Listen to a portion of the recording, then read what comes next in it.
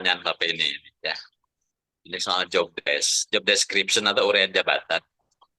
Memang itu bisa pisau bermata dua. Misalnya. Kenapa saya bilang bisa pisau bermata dua? Kalau uraian jabatannya terlampau tajam, ya, Hmm. terlampau sampai ke bubuk-bubuknya gitu ya diatur, ya. Jadi membuat orang itu kayak robot dan terkotak-kotak, gitu, ya kan?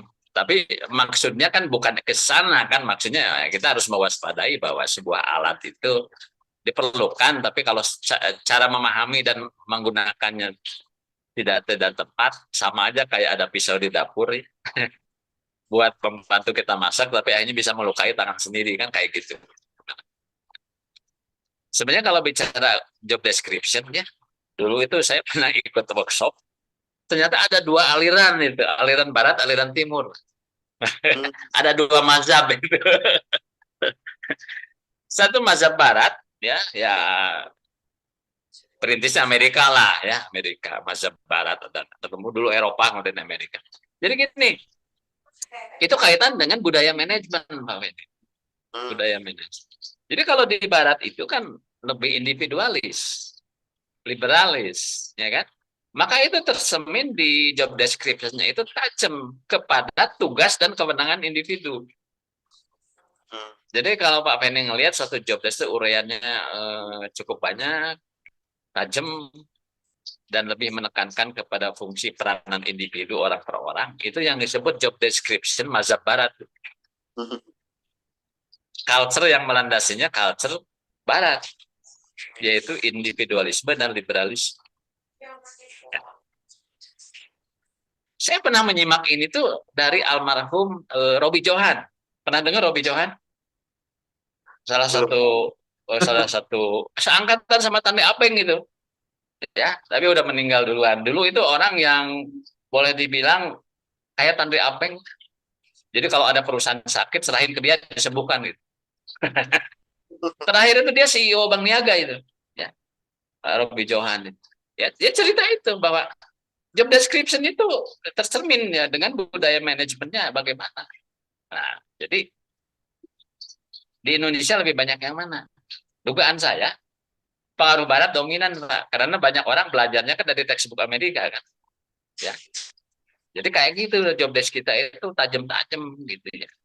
Kalau nggak dimasukin semua tuh rasanya ada yang kurang. Nah, satu lagi gaya timur yang diwakili oleh Jepang. Ya. Pak ini kalau lihat job description-nya perusahaan-perusahaan Jepang itu tidak detail. Jadi hanya menjelaskan peran-peran utamanya saja apa. Jadi mungkin tidak perlu berlembar-lembar itu ya job description. Karena apa? Karena budaya Jepang, budaya Timur pada umumnya itu tidak menekankan kepada power individu dan kompetensi individu, tapi menekankan kepada teamwork. Gitu. Ya, gotong royong. Ya kalau kita juga sebenarnya harusnya mengikuti umumnya orang Timur yaitu gotong royong, budaya gotong royong. Jadi ini sebenarnya kita bisa ngebahasnya lewat budaya manajemen. Nah, jadi kelebihannya apa? Teamworknya kuat, tetapi ini yang jadi soal. Gitu ya. Mentalitas orang kita dengan orang Jepang udah sama belum? Itu masalahnya. Gitu. Problemnya di situ ya. Bukan hanya sekedar misalnya SOP dan job description-nya gitu yang kita tiru, tapi juga karakteristik orangnya harus disetel juga. Biar apa? Biar sinkron, tune in. Kalau enggak ya tetap aja ngaco.